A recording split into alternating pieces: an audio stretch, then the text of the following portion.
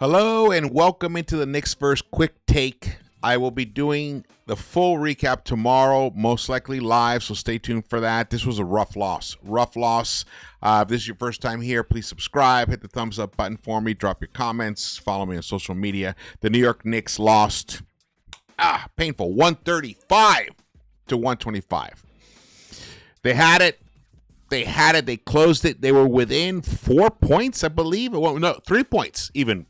Late in that fourth quarter, I believe. Maybe I might be wrong, but they definitely had it really close. And then the Bulls just answered back. The New York Knicks put themselves in a hole in that first half where they looked like a zombie team. They looked like I know it's Halloween, but they didn't look like a real team. They were down by 19 at the half, came back, cut this thing to under single digits. I think they got it down to less than 5. But then the Bulls responded to finish up 135 to 125. The Knicks had 4 players with 20 points or more tonight. Mitch was a starter tonight. He played just under 20 minutes, only 4 points for him to pick up 11 rebounds for him. It just wasn't an efficient night inside the arc for these Knicks, and they allowed the Timberwolves. They allowed the Chicago Bulls to basically do what they wanted to do. They moved the ball and they kept finding the open guy. The Knicks allowed the Bulls to get the easier shots and they kept sending them to the free throw line. There was a plus 12 free throw attempt disparity between the Knicks and the Bulls, and ultimately when you look at the final score, that leads to the conclusion that was the difference in the game because the Knicks are playing with their hands instead of their feet. Really frustrating. Brunson, 29 points, high man for the Knicks, 23 for Bridges, 22 for Towns, 26 for OG, but just ultimately not enough to overcome what the Chicago Bulls are right now. They're on a roll. They're the first 5-0 team in, I believe, or maybe first 5-0 team in the East. There was no answer for Josh Giddey, who finished with 32 points, 10 rebounds, just 1 assist shy of a triple-double for him. He shot 12 of 21 overall. And Vucevic, he was the reason the Bulls beat the Knicks tonight. He was 4 of 8 from the three-point line, and I can tell you, it seemed like 6 of those 8 attempts were wide-open attempts. I don't know what's going on. How the hell could they allow this guy who has become a competent, he's shooting 50% for the season coming into this game, to allow him to have open looks. So he's still 50% for the season. Very, very disappointing. Very disappointing response from the New York Knicks after losing 2 straight. Now they've lost 3 straight. They're now 2-3, 0-1 in NBA Cup games.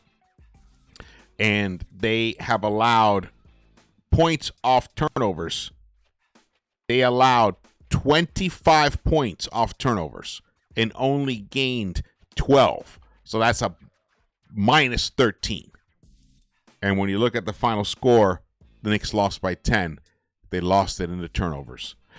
Landry Shamet, a 1 for 5, a minus 7 and plus minus. He missed 3 wide open looks in the first half, which he hits 2 of those wide open looks. Okay, they'll still be down 13, but 19, it's a huge difference. Less of a hill to overcome. He definitely dropped the ball. Deuce McBride in his first game back today, 29 minutes of play, 3 of 9 overall, 2 of 5 from the three-point line, though, however. He finished a team worst, minus 22. Wow, only 8 points for him. And Josh Hart, a minus 18 for him as well. Minus 18 in his 15 minutes of play. Think about that. The Knicks lost by more than a minute per game, per minute, by 1 point per minute while Josh Hart was on the court. He plays 15 minutes. The Knicks go down by 18 points during those. He is just not himself. I saw signs of life from Towns tonight, though he missed 2 key wide open threes late in that fourth quarter that could have totally changed the course of this game. He finishes 1 of 5.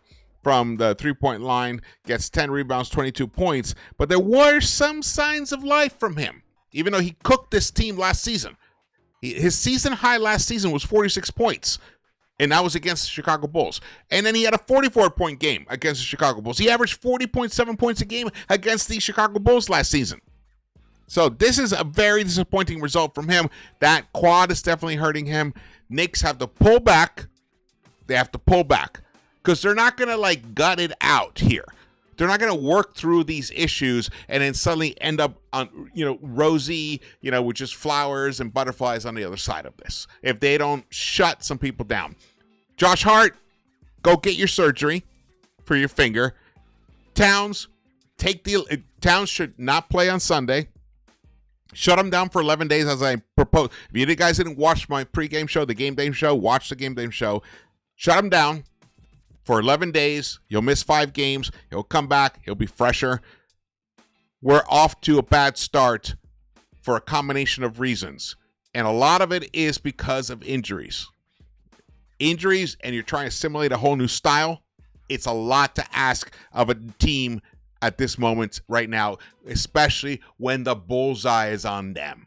When everybody, when Vegas, when all the pontificators, including me, are saying they're going to the NBA Finals, all teams are going to be gunning for them. And the Knicks right now are a compromised team. Yabusele plays less than 3.5 minutes tonight. The bench scoring was atrocious. The bench could only muster up 21 points up against, oh my God, what is 32, 40, 50, 51 points for the Bulls. 51 points up against 22 points. Our bench, our depth is a mirage at the moment. So these are the things to think about.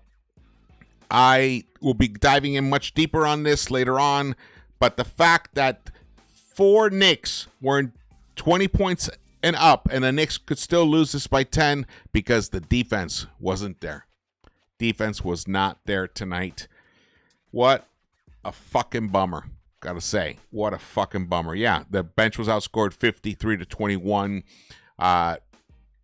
Fast break points was 9-7. Okay, that's not too bad. Points in the paint, just dominated points in the paint. The Bulls were a plus 16 in points in the paint against the New York Knicks tonight. And it all happened in that first half. The Knicks just put themselves in a hole. They just looked like a confused team. They're like overthinking everything. Overthinking things. Just play the fucking game. Play the game, and then as you're playing the game, try to assimilate what your coach is trying to teach you.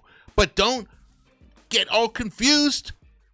And what sucks is they came out with like the fire and desire in that second half and at the beginning of third quarter, and they were immediately got themselves back in this game. They won second quarter 38-28.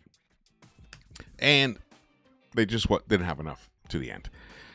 All right, thank you for watching this. My name is George. Please subscribe. This is Into the Knicks-Verse. We're very close to 11,000 subscribers. We will be doing but tomorrow there'll be a more in-depth breakdown on this game. It'll most likely be live, so stay tuned for that. Thank you for watching this. Share this video, drop your comments, and I will see you. All right, but I'm still not panicking. I'm not. The Knicks-Verse. Let's go.